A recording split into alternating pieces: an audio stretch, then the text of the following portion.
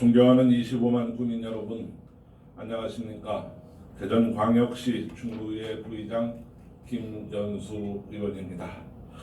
선진 의정 활동을 할 수 있도록 최선을 다해 지원해 주시는 서명석 의장님과 의회 질서를 바로 세우기 위해 함께 노력하시는 동료 의원님 여러분들께 감사드립니다. 그리고 이 자리에 함께해 주신 박용갑 구청장님과 공직자 여러분께도 감사의 말씀을 올립니다. 8대 의회가 개원한 지 벌써 1년이 다 돼가고 4년 임기의 25%를 사용하고 있습니다.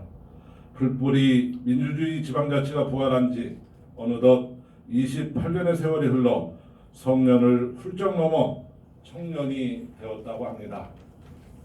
그러나 집행기관이 의회를 대하는 태도와 일부 의원들의 행동이 과연 성숙한 청년이라고 할 수 있을까요? 본 의원은 자책과 함께 부끄럽기 그지없는 수준이라고 생각합니다. 미국의 독립선언서를 기초했던 토마스 제퍼슨은 자유의 대가는 영원한 감시의 의무라고 했습니다. 그 감시의 대상에는 국가 권력뿐만 아니라 지방자치단체도 포함하고 있음은 법령을 통해 알 수 있습니다. 그러나 정파적 이해관계에 따라 감시의 기능이 무력화되거나 책무를 포기하는 현 모습은 안타까움을 넘어 집행부와 우리 의회가 깊이 반성해야 한다고 생각합니다. 중구의 2019년도 지방 재정 자립도를 살펴보면 11.69%로 자체 수입으로는 공무원 인건비도 충당하지 못하는 열악한 재정 형편이고 인구수는 수년 동안 연 4,100여 명씩 떠나고 있으며 10년 전과 지금이 별반 달라진 것 없이 내리막길만 걷고 있습니다.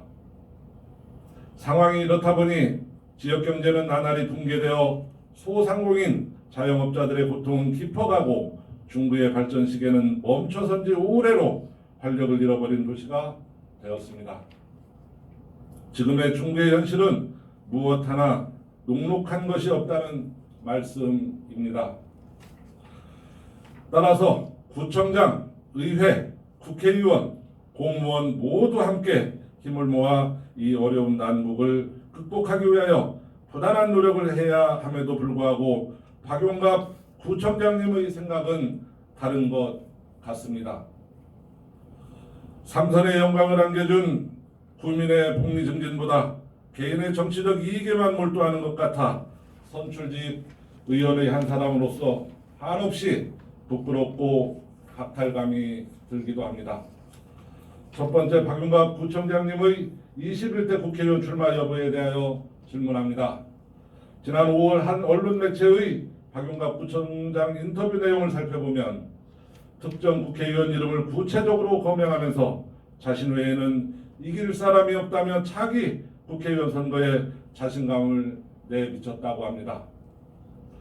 현역 국회의원의 임기가 1년도 더 남아있는 상황에서 도대체 무슨 생각으로 그와 같은 인터뷰를 하셨는지 참으로 궁금하고 안타깝습니다. 아직은 국민의 안위를 살피고 고민해야 할 때입니다. 교문화 중심 도시라 일컫는 현직 구청장의 발언으로 적합하지 않을 뿐더러 자칫 오만함과 오해의 빌미가 되어 발생될 피해는 선량한 주민의 몫이라는 사실을 알고 계신지 묻습니다. 노이즈 마케팅을 노린 것이라면 구청장직 사퇴 후에 활용하시고 임기 중엔 자제하는 것이 맞다 생각합니다. 현 시점에서 분명히 해두고 싶다면 출마 여부를 명확히 밝혀주시기 바랍니다. 두 번째, 인구 감소 대책을 수립하고 계신지 질문합니다. 중구는 매년 4,100여 명의 인구가 감소하고 있습니다. 우리 중구의 인구는 지난 9년간 빠른 속도로 감소하고 있는 심각한 상황임에도 구민이 왜 어디로 무엇 때문에 떠나는지 어느 지역 주민들이 전입을 해오고 있는지에 구청장께서는 관심을 가셔보셨는지 알고 싶습니다. 삼선이면 그에 대한 원인 파악 정도는 하고 있어야 하는 게 맞지 않겠습니까? 따라서 본 의원은 인구 기본 조례를 대표 발의하여 인구 감소 대책을 연구하고 정책을 마련하도록 하였습니다만 아직까지 특별한 움직임을 볼 수 없고 흔히 하는 관내 주소갖기 운동조차도 전개하지 않는 이유를 알 수가 없습니다. 지역경제 활성화의 첫걸음은 인구 감소를 멈추게 하고 인구 증가를 꾀하는 것입니다. 이렇게 시급하고 당면한 일을 외면하시고 도대체 어디를 바라보며 활동하고 계신지요? 특별한 대책을 세우고 있다면 구체적으로 밝혀주시기 바랍니다. 세 번째, 집행기관의 불통, 갑질 행정에 대하여 질문합니다. 의회는 헌법과 지방자치법에 따라 국민의 법적 대표기관이며 견제와 감시의 최고 의결기관입니다. 따라서 중구청장이 의회에 제출한 다양한 안건에 대하여 심사하고 감사하여 법령과 조례에 따라 의원의 양심과 공정한 기준에 근거하여 부적정한 안건에 대하여 심의 부결하기도 합니다. 심사 기준으로는 시급성, 적정성, 공정성, 낭비성, 선심성, 우선사업 등을 엄정평가하여 민주적 절차에 의하여 결정되는 과정을 거치고 그 결과는 의당 존중되어야 함에도 중부 행정은 불통을 넘어 갑질과 오기를 부리는 듯 법적 절차를 위반하는 행정으로 공공연히 의회를 비난하는 일들이 발생하고 있어 경고와 함께 공식적으로 문제 제기를 합니다. 언론 홍보 등을 담당하는 부서장은 기획 공보실장으로서 왜곡이나 오보된 보도는 정정이나 대응을 하고 있다고 업무 보고를 하였습니다.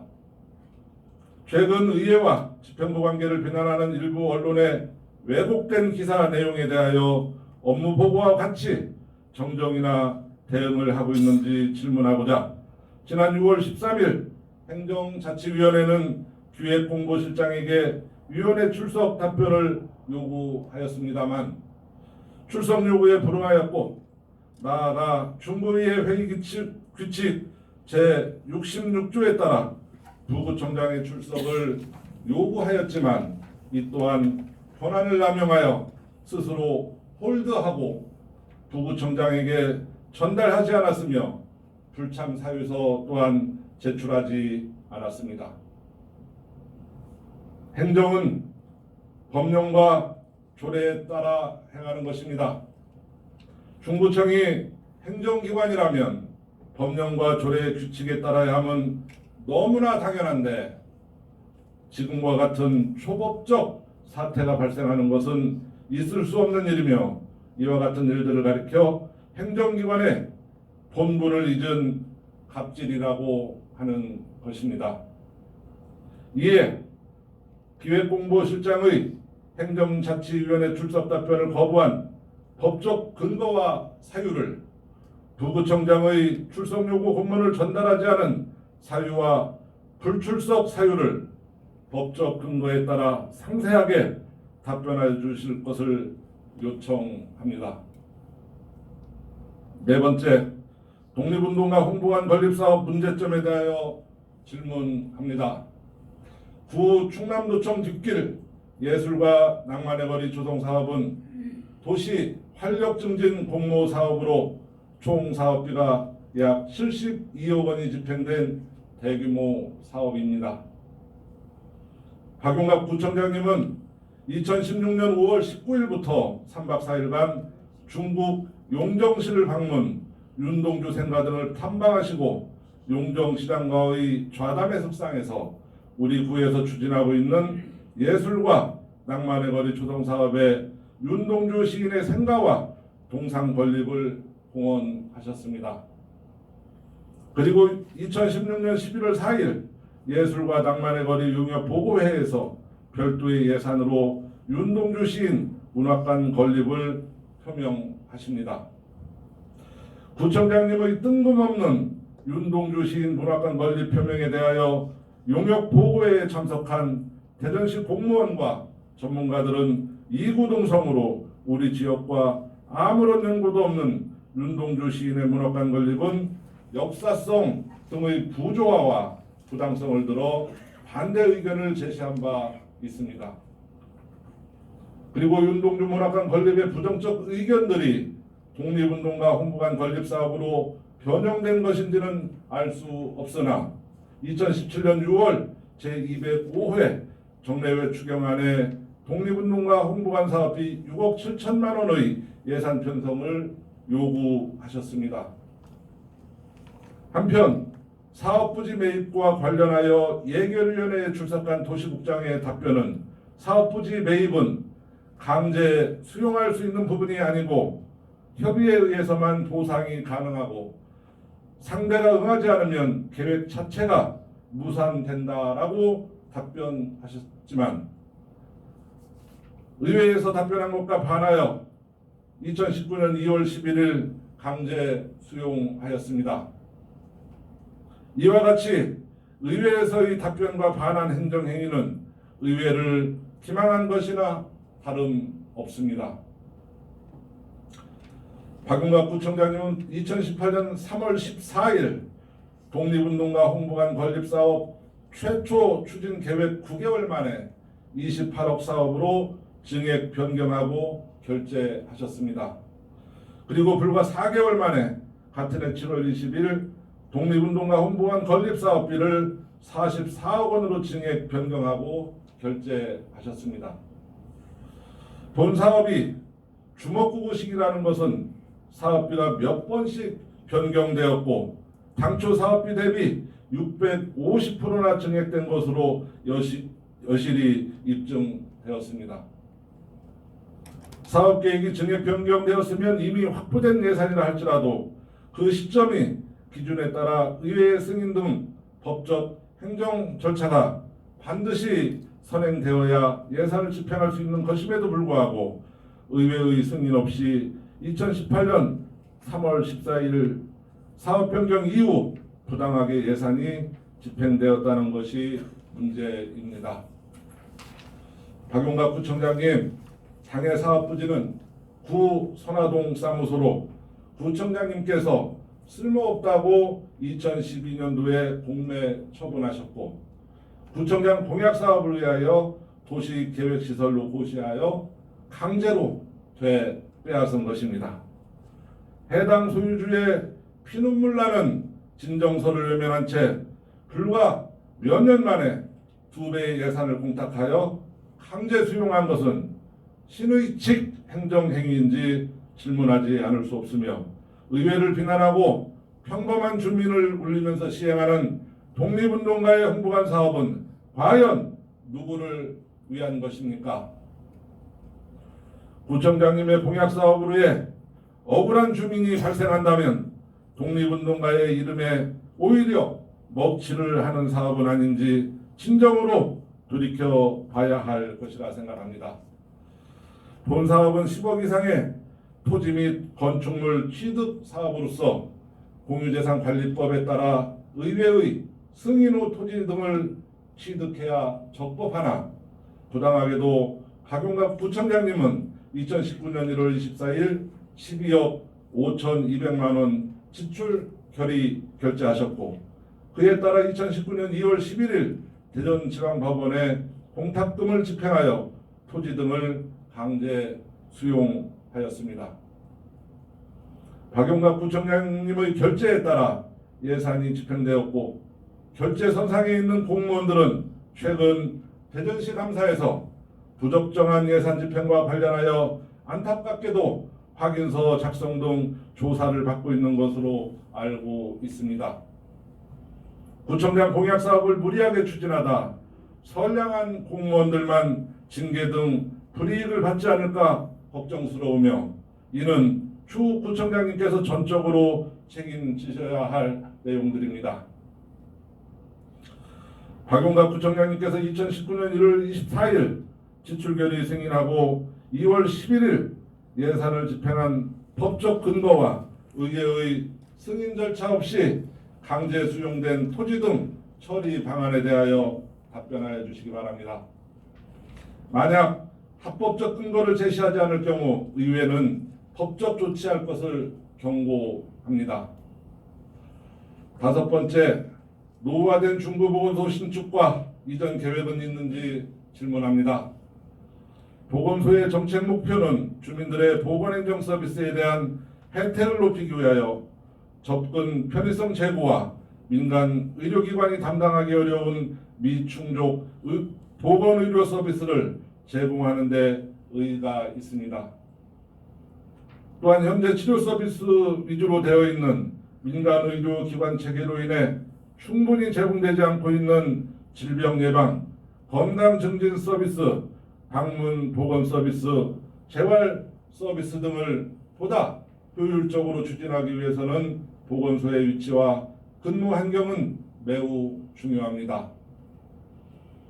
중부는 65세 이상 어른이 4만 2천여 명으로 고령화율이 17%이고 노인과 사회적 약자들이 많아 보건소를 대방하는 주민들이 많을 수밖에 없어 효과적이고 효율적인 보건 행정을 펴기 위해서는 주민들의 접근성이 원활해야 하며 시설 현대화가 되어야 만족도를 높일 수 있다는 것입니다. 그러나 현재 위치는 중부보건소는 서남부 쪽에 편제해 있어 접근성이 떨어지고 중북부 동부 지역의 주민들은 버스를 2번씩 갈아타야 하는 등 보건소 이용에 많은 불편을 겪고 있습니다. 보건소의 기능을 활성화하고 다수의 주민 접근성이 용이하도록 보건소, 보건지소 등 소재 위치를 조정할 필요가 있으며 많은 주민들은 이를 진정하고 있습니다. 또한 노후화된 중부보건소 건물의 상태는 안전도 D등급을 받아 위험도가 높습니다. 보강을 하였다고는 하나 안전도 D등급의 건축물 안에서 근무하는 공무원과 서비스를 받는 주민들은 늘 불안할 수밖에 없다는 사실입니다. 따라서 재건축을 시급히 해야 할 상황이지만 중부청의 중장기 계획에는 보건소 신축 계획은 찾아볼 수가 없어 답답하기만 합니다. 박용갑 부청장님, 보건소 신축은 국민을 섬기는 일이고 공무원이 안전한 환경에서 근무할 때 국민에게 보건행정 서비스의 품질이 높아질 수 있으므로 조속한 계획 수립을 요청합니다. 나아가 25만 국민이 쉽고 편하게 접근할 수 있는 위치에 보건소가 건립될 수 있도록 적극 검토하여 주실 것을 부탁드리며 그에 대한 답변을 하여 주시기 바랍니다. 미우나 고우나 집행부와 우리 의회는 수레의 양 밖에와 같다고 할 수 있습니다. 집행부의 권한이 비대한 지방자치 제도 하에서 의회의 감시는 균형을 이룰 수 있는 유일한 법적 수단이고 건전한 지방자치 발전을 위한 의회의 책무이기도 합니다. 박용갑 부청장님과 공무원 여러분, 의회의 순기능이 발휘되는 과정에 다소 불편한 점이 발생하는 것에 대해서 널리 양해해 주시고 본 의원 역시 공무원 여러분들을 존중하면서 더 신중하게 일할 것을 약속합니다. 끝까지 경청해 주셔서 대단히 감사합니다.